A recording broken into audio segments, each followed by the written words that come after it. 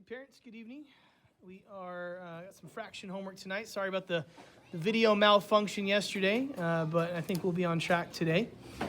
On this front page, all they need to do is take a look at the unit fractions they've been given, and they need to create either a mixed fraction, a regular fraction, or an improper fraction. That'll make a little more sense here in a second. So this first expression here, I see that there's 1, 2, 3, 4, 5, 6, 7, 8 fifths.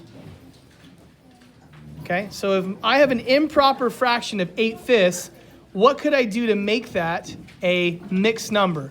Well, what I tell the kids is I tell them to make models. So I'm going to take this box here.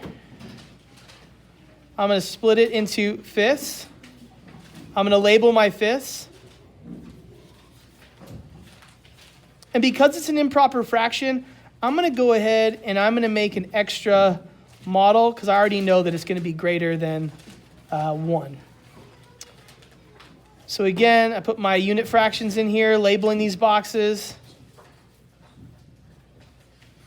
So now I have enough boxes to accommodate my 8 fifths and my improper fraction. So now I'm going to literally go and circle 8 fifths.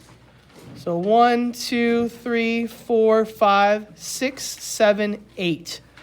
So I know that there's 8 fifths circle here, but how do I make that into a mixed number or a number with a whole number and a fraction? Well, this here is 8 fifths. This is 1 whole up here, and this fraction down here is 3 fifths. So when I put those two together, I have 1 and 3 fifths.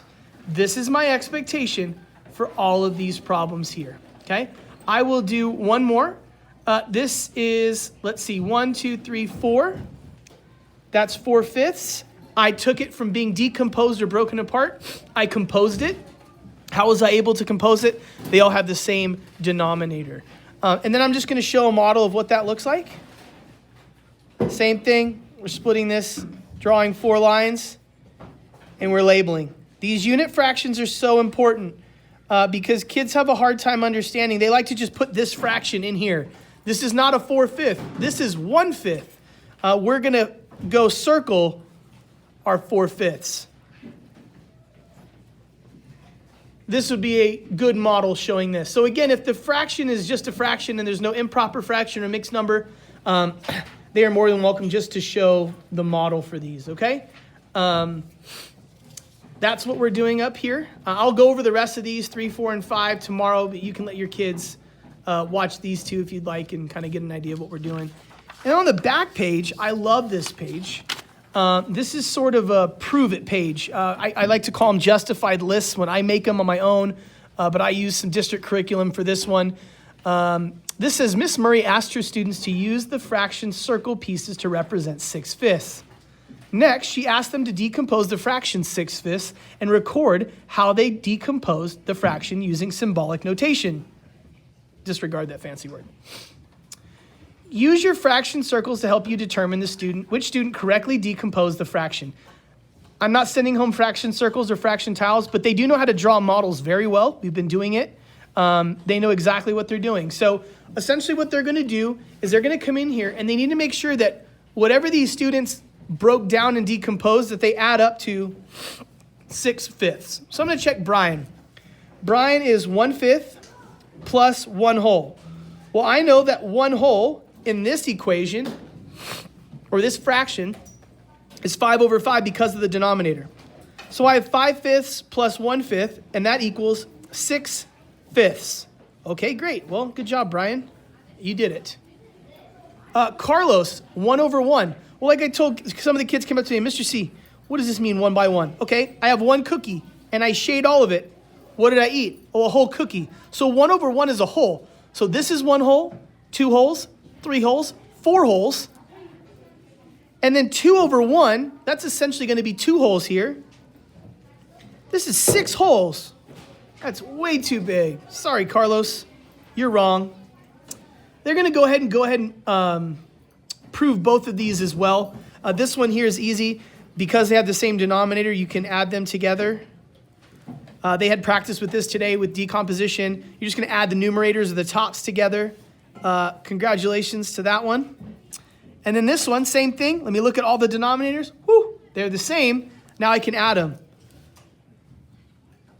These guys, these unit fractions, 1/5 added together equals 3/5. And then I combine that with the other 3/5 from the story here.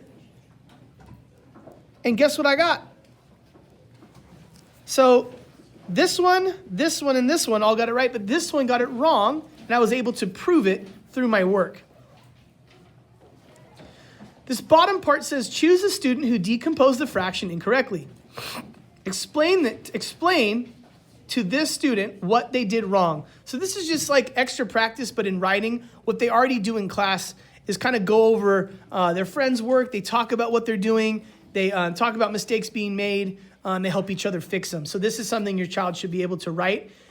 My quick tip for you on this one is that if your child struggles with this, doesn't really know how to write, just have them explain it to you verbally, and then have that conversation before they write. That way it'll make the writing easier for them. So again, they're going to finish these, and then they don't have to do the bottom one here. Don't worry about this one. But this homework should be nice practice. We'll have centers tomorrow. Fractions is going really well. I'm loving it. Stay tuned later in the week for some practice stuff that you guys can do over Thanksgiving break so we can keep these fractions fresh in our mind while we're eating all the stuffing and turkey. Oh, sorry, dressing. We're in Texas.